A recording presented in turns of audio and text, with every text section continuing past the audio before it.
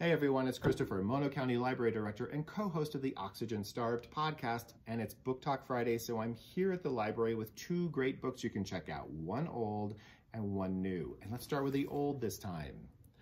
The Complete Angler by Izaak Walton. Now the subtitle is The Contemplative Man's Recreation Being a Discourse of Rivers, Fish Ponds, Fish and Fishing Not Unworthy the Perusal of Most Anglers.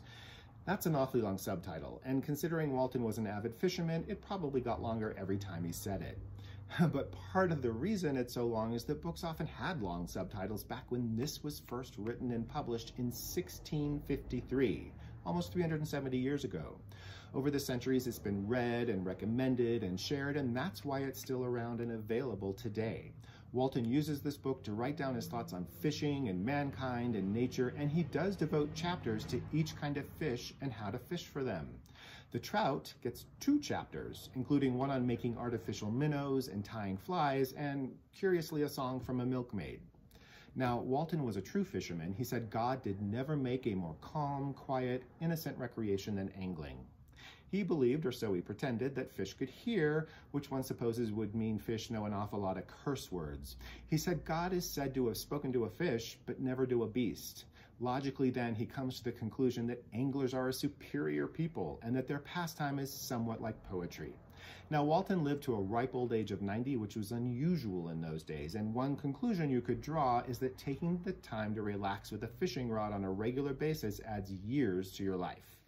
Now, someone I'm sure who would agree with that conclusion is the writer and historian Mark Kurlansky, who has written many fascinating, best-selling books on seemingly innocuous topics such as cod and salt. His newest book that just came out is The Unreasonable Virtue of Fly Fishing.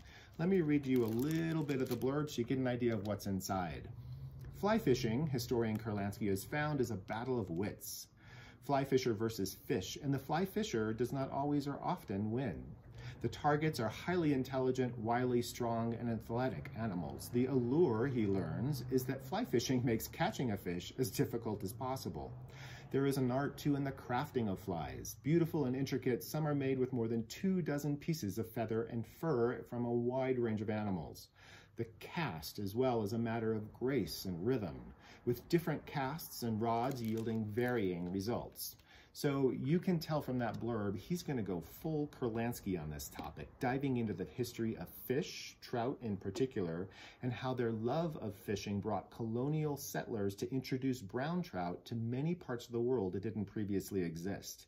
He talks about the people and the influencers and the historic methods of fly fishing and what it's like today, and also why it's so important to him personally. Kirkus Reviews describe this book as stuffed full of trivia, data, lore, anecdote, a pleasure for any fan of fly fishing. It's clear that he's a bit of a latter-day Izaak Walton. So, The Unreasonable Virtue of Fly Fishing by Mark Kurlansky and The Complete Angler by Izaak Walton are available in Mono County Library. Come in, check them out, get inspired before your next fly fishing trip. In the meantime, stay safe and happy reading.